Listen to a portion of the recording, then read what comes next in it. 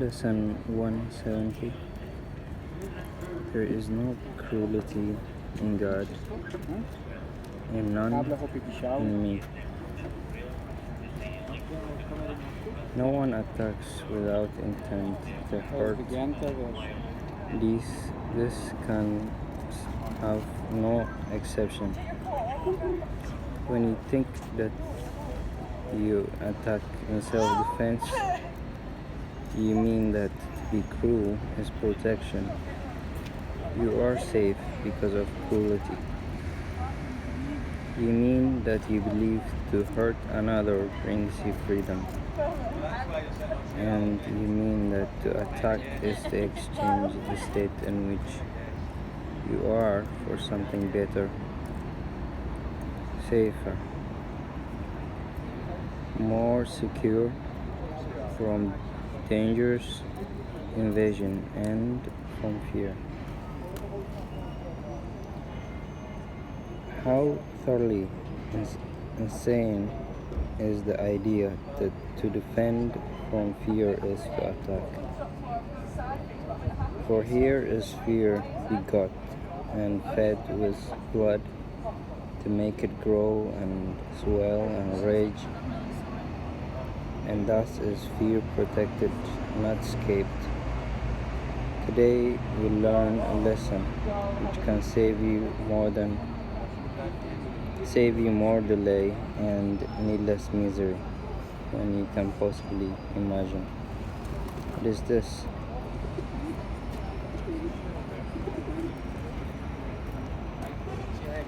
you make what you defend against, and by your own defense against it is it real and inescapable. Lay down your arms, and only then do you perceive it falls. Seems to be the enemy without that you attack. Yet your defense sets up an enemy within, an alien thought at war with you, depriving you of peace, splitting your mind into two camps which seem wholly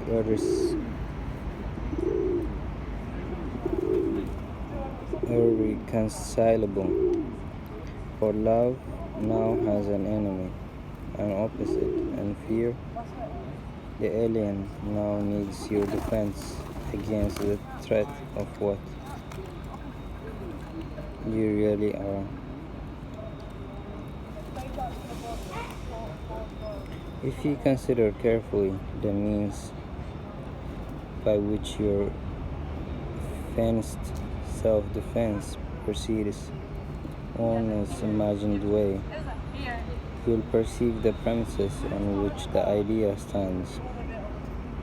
First, it is obvious ideas must leave their source, for it is you who make attack and must first conceive of it. Yet you attack outside yourself and separate your mind from him who is to be attacked. This perfect phase, the split you made, is real. Next are the attributes of love bestowed upon him, his enemy, for fear becomes your safety and protector of your peace, to which you turn for solace and escape from doubts about your strengths.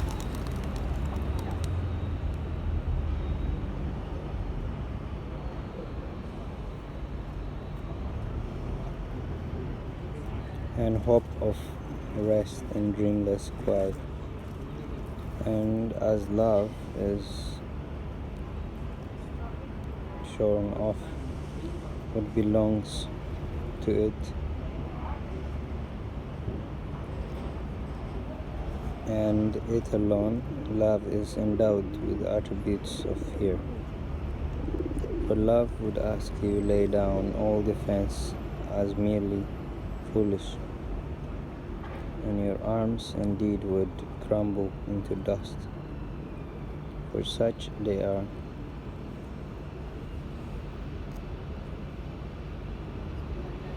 With love as enemy, must cruelty become a god, and gods demand that those who worship them obey their dictates and refuse to question them. Harsh punishment is meted out relent- relentlessly. Relentlessly. Enemies who are reasonable and unreasonable, while they are always merciful and just. Today we look upon this cruel God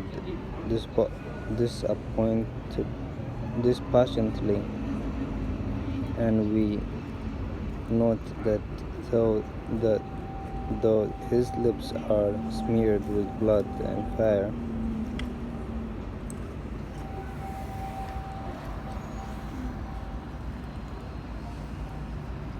seems to flame from him.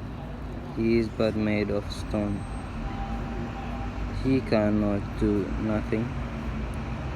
We need not defy his power. He has none. And those who see in him their safety have no guardian, no strength to call upon in danger, and no mighty power, warrior, to fight for them. This moment can be terrible, but it can also be the time of your release from abject slavery. You make a choice, standing before this idol, seeing him exactly as he is. Will you restore to love what you have sought to wrest from it, and lay before this mindless piece of stone?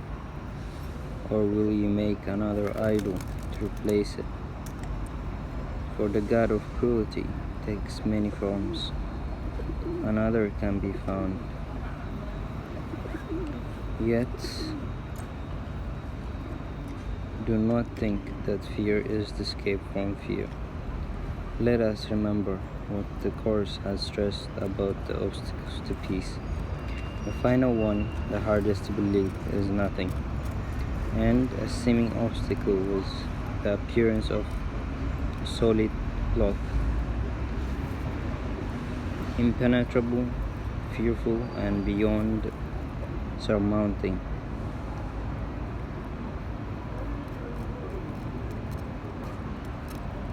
Is the fear of God Himself. Here is the basic premise which enthrones the thought of fear as God. For fear is love, loved by those who worship. And love appears to be invested now with cruelty. Where does the totally insane belief in gods of vengeance come from? Love has not confused its attributes with those of fear, yet must the worshippers of fear perceive their own confusion in fear's enemy. It is cruelty as now as part of love, and what becomes more fearful than the heart of love itself? The blood appears to be upon his lips. The fire comes from him, and he is terrible above all else, cruel beyond conception, striking down all who acknowledge him to be their God.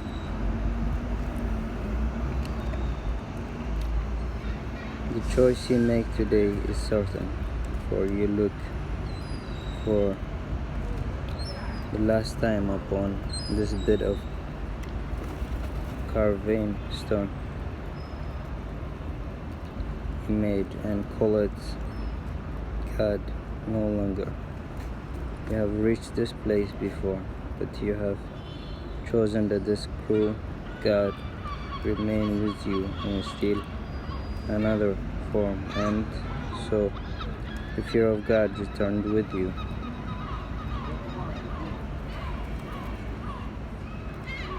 This time you leave it here and you return to a new world unburdened by its weight, beheld not in its sightless eyes, but in the vision that your choice restored to you. Now do your eyes belong to Christ, and He who looks through them. Now your choice belongs to God and echoes His. And now your heart remains at peace forever, and you have chosen Him in place of idols, and your attributes given by your Creator are restored to you at last. The call of God is heard and answered now, as fear made way for love, as God gave Himself replaces cruelty.